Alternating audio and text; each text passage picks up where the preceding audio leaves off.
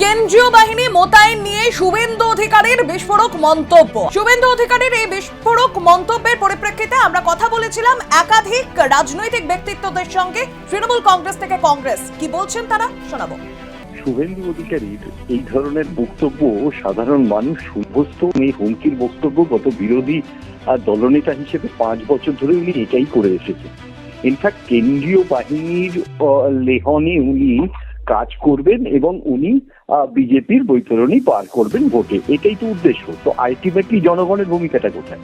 উনি কেন্দ্রীয় বাহিনীকে নিয়ে কাজ করবেন, কেন্দ্রীয় বাহিনীর ইনস্ট্রাকশনের দায়িত্ব থাকবে কেন্দ্রীয় বাহিনীর হাতে।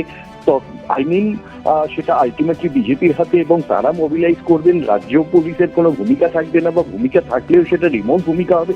এই যে হোল কনসেপ্ট, উনি জানেন কনস্টিটিউশন কি বলে, উনি জানেন কেন্দ্রীয় বাহিনী প্রকারান্তে কাজ করবে রাজ্য পুলিশের আন্ডারে, এবং সেক্ষেত্রে ডিরেক্টিভ সেইভাবে আসবে এবং রাজ্য প্রশাসনের সাথে সহমত সহকারে তাদের কাজ করতে হয়। এটাই হলো সাংবিধানিক অধিকার। ইনফ্যাক্ট সাংবিধানিক ডিরেক্টিভ